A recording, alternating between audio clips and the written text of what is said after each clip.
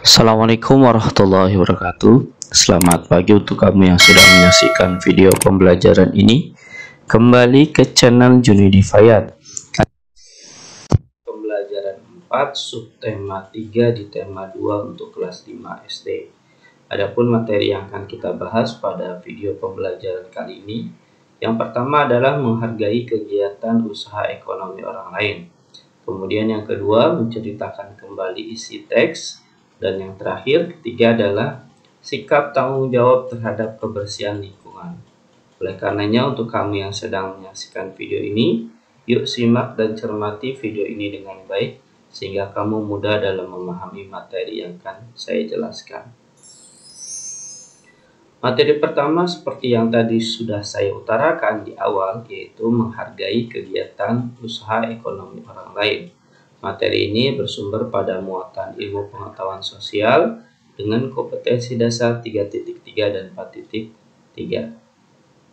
Cara yang dapat dilakukan untuk menghargai usaha orang lain adalah yang pertama, tidak merendahkan usaha orang lain. Nah, ini penting ya. Apapun usaha yang dilakukan oleh orang lain, pada dasarnya dia melakukan hal tersebut untuk memenuhi segala macam kebutuhan yang dibutuhkan oleh dirinya dan keluarganya. Oleh karenanya, selama usahanya itu masih normal, masih halal, maka kita tidak boleh merendahkan orang lain. Karena itu merupakan hak dia dan bagian dari usaha dia untuk memenuhi kebutuhan. Oleh karenanya, siapapun kita, apapun pekerjaan yang dilakukan oleh orang lain, maka kita harus tetap menghargai usaha yang dia lakukan. Kemudian yang kedua adalah tidak mengganggu usaha orang lain. Nah, ini penting nih untuk orang yang jahil, untuk orang yang iseng. Hal ini tidak boleh dilakukan ya. Karena usaha yang dilakukan oleh orang lain, seperti yang tadi saya udah utarakan ya, pada dasarnya untuk memenuhi kebutuhan dirinya dan keluarganya. Siapapun kita tidak boleh mengganggu usahanya, karena itu merugikan dia. Apapun yang kita lakukan ketika kita mengganggu orang lain, maka pada dasarnya nantinya akan kembali kepada diri kita ketika kita melakukan suatu kegiatan usaha. Ketiga adalah tidak merasa iri terhadap keberhasilan usaha yang dicapai oleh orang lain. Nah, ini penting nih. Ketika orang lain sedang berusaha dalam kegiatan ekonominya, kemudian dia berhasil, dia sukses, menjadi lebih mapan dari kehidupan sebelumnya, maka kita tidak boleh iri, melainkan kita bangga. Kemudian kita haru ya atas keberhasilan yang dia lakukan. Karena pada dasarnya keberhasilan yang dilakukan oleh orang lain, nah, ini adalah bagian usaha dari ketekunan yang dia lakukan selama ini. Dengan kesabaran yang tinggi, akhirnya dia berhasil. Dan kita tidak boleh iri. Sekali lagi, karena iri adalah penyakit hati. Keempat, bersaing dengan sehat jika kita memiliki usaha yang sama. Nah, ini penting ya. Jiwa bersaing yang sehat ini adalah jiwa petarung buat siapapun, termasuk diri kita. Kalau kita memiliki usaha yang sama dengan orang lain, di samping kita kanan, kiri, depan, belakang, maka usaha yang kita lakukan harus kita lakukan dengan usaha yang sehat. Boleh kita mainin di harga dengan berbeda sedikit, misalkan beda 500, atau kita mainin dengan cara pemasarannya yang lebih bagus daripada orang lain. Nah, hal ini boleh dilakukan nih ketika kita memiliki usaha yang sama. Makanya kalau kamu perhatikan di pasar, di toko-toko, hal yang dilakukan oleh orang Cina. Nah, orang Cina itu melakukan penjualan yang sangat murah. Nah, dia prinsipnya adalah untungnya kecil, tapi yang beli banyak.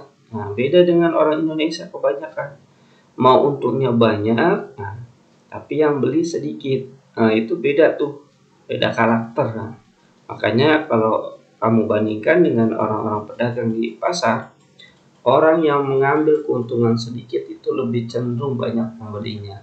Sehingga siapapun akan tergiur dan tertarik ketika memiliki harga yang sedikit, ya, harga yang kecil, harga yang murah. Kelima adalah ikut membantu usaha orang lain ketika kita telah sukses. Jadi kalau kita mau merasa ya bahwa kita peduli dengan orang lain, bahwa usaha yang kita lakukan adalah usaha yang berkah, maka kita harus membantu usaha yang dilakukan oleh orang lain kalau dia belum sukses. Kita berikan ilmunya, kita berikan support kepada orang tersebut agar usahanya sukses seperti yang kita miliki. Jangan berpikiran nanti rezeki kita akan diambil, cara kita akan diambil. Jangan berpikiran seperti itu ya, karena pada dasarnya rezeki itu sudah ditakdirkan dan tidak akan tertukar oleh orang lain. 5 hal ini adalah cara yang dapat kita lakukan untuk menghargai usaha kegiatan ekonomi orang lain. Mudah-mudahan kita bisa menerapkan dalam kehidupan sehari-hari, baik diri kita dan keluarga kita. Kemudian yang kedua, kita lanjut ke materi menceritakan kembali isi teks. Materi ini bersumber pada muatan bahasa Indonesia dengan kompetensi dasar 3.2 dan 4.2. Nah, di sini ada gambar seorang perempuan ya. Perhatikan langkah-langkah untuk menceritakan kembali isi teks. Nah, menceritakan kembali isi teks ini sebenarnya materi yang sudah berulang kali kita terima, karena ini adalah materi bahasa Indonesia, jadi materi ini akan selalu berulang sampai pun kamu nanti kelas 6 SD. Hal yang harus kita lakukan, langkah pertamanya adalah membaca teks dengan seksama atau bacalah ya. Jadi kalau kita mau menceritakan kembali si teks, maka kita harus membaca teks tersebut dengan seksama dari awal hingga akhir, dari paragraf pertama sampai dengan paragraf terakhir. Kemudian buatlah daftar pertanyaan berdasarkan teks. Jadi kalau teksnya kita agak sulit dalam memahami, maka cara kedua untuk memahami agar kita dapat bisa menceritakan yaitu dengan membuat pertanyaan. Lalu jawablah pertanyaan-pertanyaan tersebut berdasarkan bacaan atau teks yang kita baca. Kemudian yang ketiga, rangkailah kembali jawaban-jawaban menjadi paragraf yang lebih singkat. Nah, ini adalah 3 cara yang harus kita lakukan ketika kita ingin menceritakan kembali isi yang ada pada teks tersebut, isi bacaan yang kita baca. Bacalah dengan seksama, membuat pertanyaan, kemudian merangkai jawaban-jawaban yang ada pada pertanyaan menjadi paragraf yang lebih singkat, bukan paragraf yang lebih banyak. Kalau paragraf yang lebih banyak berarti bukan mengambil ide pokok atau kalimat utama yang kita buat ya, kita dapatkan, melainkan membuat paragraf yang lebih banyak. Mudah-mudahan dari 3 hal ini sudah paham ya kita dari sini bagaimana cara menceritakan kembali isi teks atau bacaan. Kemudian yang ketiga adalah, dan sekaligus materi yang terakhir pada video pembelajaran ini, sikap tanggung jawab terhadap kebersihan lingkungan. Materi ini adalah materi muatan PPKN dengan kompetensi dasar 3.2 dan 4.2. Nah, di sini ada gambar ya, sampah yang berserakan yang terdapat pada sudut atau titik tertentu. Biasanya kalau ini dibiarkan terus-menerus, maka yang membuang sampah akan semakin banyak, karena diistilahkan oleh orang kebanyakan di kita ya, ketika ada sampah dibiarkan, kemudian dibersihkan, dibersihkan, maka menjadi titik sampah atau titik pembuangan sampah yang diperbolehkan. Nah, ini salah ya. Sampah yang menumpuk harus dibersihkan dengan rasa penuh tanggung jawab. Masyarakat harus sadar akan kewajiban menjaga kebersihan lingkungan misalnya. Nah, ini harus kita lakukan nih, karena dengan diri kita yang sadar akan kebersihan lingkungan, maka kita harus melakukan yang pertama, tidak membuang sampah sembarangan. Ini penting ya, karena membuang sampah sembarangan itu bertolak belakang dengan iman yang kita miliki. Karena membuat daerah lingkungan sekitar kita menjadi bersih adalah bagian dari iman ya, karena kebersihan adalah sebagian dari iman. Kemudian yang kedua, menjaga kebersihan lingkungan. Nah, seperti yang tadi saya utarakan ya, bahwa kebersihan itu sebagian dari iman, tidak membuang sampah dan menjaga kebersihan lingkungan. Yang ketiga, hal yang harus kita lakukan dengan sadar tanpa paksaan adalah mengikuti kerja bakti membersihkan lingkungan. Ini yang biasa dilakukan setiap minggunya, setiap akhir pekan. Di daerah-daerah tertentu pasti mengadakan yang namanya kerja bakti lingkungan yang ada di sekitarnya. Hal ini harus kita laksanakan, kita terapkan dalam kehidupan sehari-hari, baik itu untuk kepentingan kita maupun kepentingan orang banyak. Karena pada dasarnya kembali kepada kita yang akhirnya mendapatkan udara yang bersih, lingkungan yang bersih, menjadikan hidup kita menjadi hidup yang nyaman akan kebersihan. Kemudian contoh hasil sikap tanggung jawab terhadap kebersihan di masyarakat. Nah, ini contoh-contohnya ya, yang ada pada diri kita yang harus kita lakukan terhadap lingkungan yang ada di masyarakat. Pertama adalah lingkungan bersih dan nyaman.